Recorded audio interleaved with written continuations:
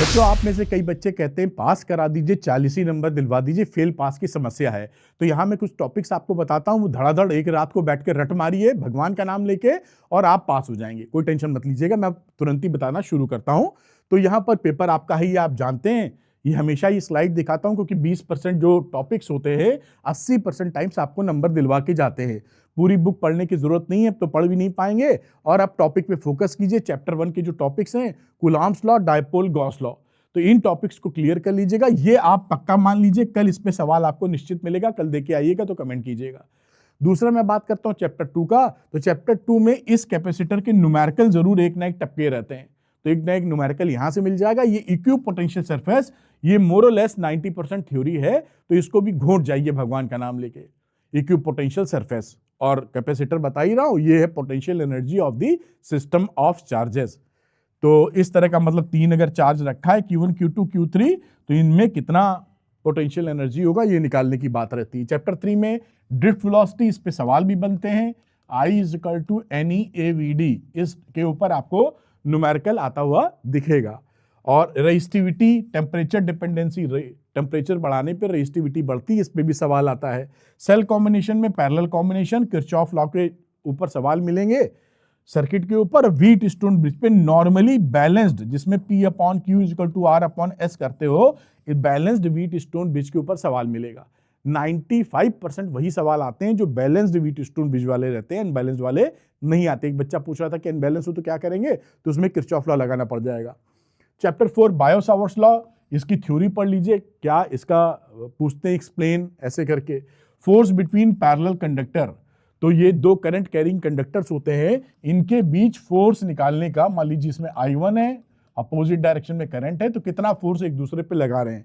Galvanometer मत छोड़िएगा, 5 number का सवाल बनता है, कुछ भी आ सकता है इससे, construction principle, working, derivation, numerical, कुछ भी। और टॉर्क ऑन करंट लूप, इसको भी तैयार कीजिए, टॉपिक पकड़ लीजिए, जितना इसमें से मैक्सिमाइज कर पाएंगे उतने नंबर आप अपने बढ़ा लेंगे। कहीं पर इन टॉपिक को लेकर समस्या है तो वन शॉट मैंने बना रखा है, इसका लिंक डिस्क्रिप्शन में मिलेगा, क्लिक करके तुरंत देख लीजिए। टाइम भी मिलेंगे, जल्दी से काम हो सकता है। प्रॉपर्टीज ऑफ पैरा डायाफेरो, इसको क्लियर कीजिए, प्रॉपर्टीज जरूर आती है, चैप्टर की जान है। चैप्टर 6 में फैराडे लॉ, लेंज लॉ, ये आपका बहुत ज्यादा इंपॉर्टेंट है। लेंज लॉ के बेसिस पे डायरेक्शन ऑफ करंट पूछते हैं, कि कोई आपको दे दिया, उसमें पूछेंगे करंट की डायरेक्शन बताइए आप। और ये इंडक्टेंस, इसमें इंडक्टेंस के अंदर L और M दोनों का डेरिवेशन, या इसके सेल्फ इंडक्टेंस या म्यूचुअल इंडक्टेंस, इनके ऊपर न्यूमेरिकल भी आते हैं। इनका इसका जो डेरिवेशन है वो बहुत इंपॉर्टेंट है, तो इस डेरिवेशन को अब समझो या ना समझो, रट्टा लगा लेना, काम खत्म, अब तो एग्जाम देना ही देना है। बात करते हैं चैप्टर 7 में, series LCR circuit, average power transformer. 5 number का सवाल ट्रांसफार्मर का बन जाता है। सीरीज LCR सर्किट के अंदर मान लीजिए ऐसा सर्किट आपने बना रखा है, इसके अंदर आपको ये R है, L है, C है, पूछ सकते हैं कि IRMS कितनी जा रही है ये बताइए, या वोल्टेज ड्रॉप एट L बताइए, ऐसे पूछ लेते हैं। तो इस तरह का तैयारी आप जरूर करके रखिए। ए डिस्प्लेसमेंट करंट ID जो आप लिखते हैं ε0 d∅, यहां ध्यान रखिएगा, इलेक्ट्रिक फ्लक्स की बातचीत होती, पढ़ने वाले बच्चे भी कभी कभी मिस कर देते हैं, फ्लक्स ही समझते हैं, तो फिर कंफ्यूज हो जाते हैं कि मैग्नेटिक फ्लक्स तो नहीं है। प्रॉपर्टीज ऑफ इलेक्ट्रोमैग्नेटिक वेव, ये रटने वाला पूरा थ्योरी है, इसको बहुत तेजी से भगवान का नाम लेके निपटा मारिए। बुक 2 की बात करेंगे तो रिफ्रैक्शन थ्रू स्फेरिकल सर्फेसेस, इसको अच्छे से तैयार कर लीजिए।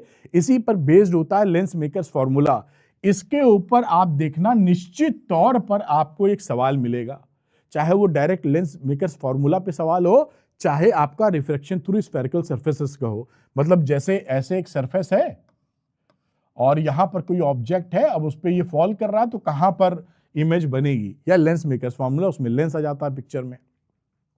ऑप्टिकल इंस्ट्रूमेंट की बातचीत की जाए तो ऑप्टिकल इंस्ट्रूमेंट में उसका डायग्राम बनाना सीख लीजिए, फॉर्मूले रख लीजिए। 90% केसेस में डायरेक्ट फॉर्मूला बेस्ड सवाल आता है कि वो least distance of distinct vision पे कहां बनना है इमेज, या रिलैक्स्ड आई नॉर्मल एडजस्टमेंट के लिए कहां बनना है। TIR के साथ प्रिज्म को ऐड कर देते हैं आजकल ये, तो TI टोटल इंटरनल रिफ्लेक्शन और प्रिज्म को मिला के सवाल बना देते हैं।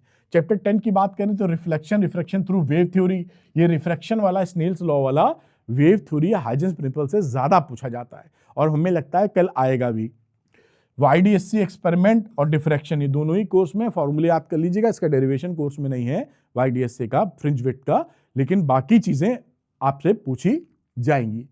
और इसमें देखिए जो चैप्टर 11 है ना डुअल नेचर में, मेजॉरिटी जो आपकी पूरी किताब में अगर हम ये मान के चलें कि 50 ग्राफ हैं, तो 50 में से 20 ग्राफ तो आप घूम के ही कह सकते हैं इसी में से है।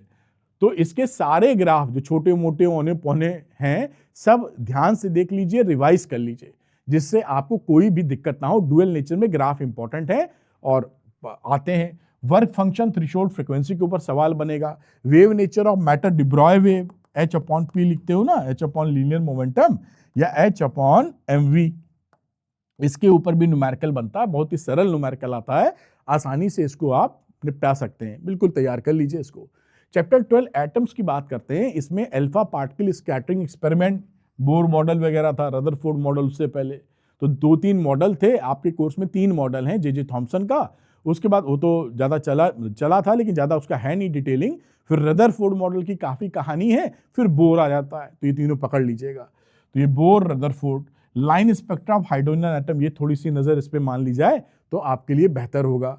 साइज ऑफ न्यूक्लियस, जो न्यूक्लियस का रेडियस वाला फॉर्मूला होता है, इसके ऊपर न्यूमेरिकल बनता है R0 A⁻⁴, ये R0 होता है कांस्टेंट और R है रेडियस, ये है मास नंबर, है ना। तो इसके ऊपर सवाल एक आए, MCQ वगैरह में बड़े प्यार से सवाल बन जाता है। बाइंडिंग एनर्जी कर्व जो है वो भी बहुत इंपॉर्टेंट है। अगर आप देखें तो BEN कर्व जो होता है, ये BEN कर्व और ये R डिस्टेंस बिटवीन, तो ये कुछ ऐसे मास नंबर वाला कहानी, ये डायग्राम सही नहीं बना, ये ऐसे करके आता है, तो ये पढ़ लीजिएगा। न्यूक्लियर फोर्स हमेशा अट्रैक्टिव नहीं होता, रिपल्सिव भी होता है। जब जरूरत से ज़्यादा पास ले आओगे तो न्यूक्लॉन्स के बीच में रिपल्शन लगने लगता है। न्यूक्लियर एनर्जी, इसका थोड़ा पोर्शन है, न्यूक्लियर रिएक्टर कोर्स में नहीं है, लेकिन nuclear fission fusion on the basis of BN, ये बड़ा पेट क्वेश्चन है। न्यूक्लियर फिजन या nuclear fusion on the basis of binding energy curve, BN curve, explain कीजिए, बड़ा पूछा जाता है आपसे। चैप्टर 14 में intrinsic extrinsic semiconductor, intrinsic semiconductor होता है जो प्योर फॉर्म ऑफ सेमीकंडक्टर है, जिसमें इंप्योरिटी नहीं होती। एक्सट्रिंसिक वो होता है जिसमें इंप्योरिटी जानबूझ के मिलाते हो, और जो प्रोसेस होता है मिलाने का उसको बोलते हैं डोपिंग। तो P टाइप N टाइप बना लेते हो जिससे कंडक्टिविटी उसकी बढ़ जाए। PN जंक्शन, इसके ऊपर सवाल बनेंगे। जब PN जंक्शन बनता है तो 2 मेजर घटनाएं घटती हैं, डिफ्यूजन और ड्रिफ्ट करंट, वो क्या होती हैं, है ना। फिर इसमें एक उसकी फॉरवर्ड बाइसिंग और VI कैरेक्टरिस्टिक, VI कैरेक्टरिस्टिक भी बहुत इंपॉर्टेंट है, कैरेक्टरिस्टिक, तो VI कैरेक्टरिस्टिक भी पढ़ लीजिएगा। यानी कि अगर फॉरवर्ड बाइसिंग लगाते हैं तो V और I में कैसा ग्राफ प्लॉटिंग होगा, और इसी तरह रिवर्स बाइसिंग में। Rectifier, half wave, full wave rectifier में से कुछ भी आ सकता है और आएगा कल, अब पूरे चांस हैं इसमें से हाफ या फुल वेव में डायग्राम, वेव फॉर्म बनाने को आपको मिल सकता है। तो ये था, मैंने कहा आपको बताता रहूं, जिससे जो बच्चे पढ़ रहे हैं कम से कम कोई चीज़ मिस ना करें। पढ़ लिए हैं तो क्रॉस चेक कर लें कि भैया छूटा नहीं है। तो all the best, good luck to you. मुझे पूरी उम्मीद है कल पेपर आप फोड़ के आएंगे। मैं आपका इंतजार करूंगा कि कैसा पेपर आपका हुआ। Thank you, all the best, bye.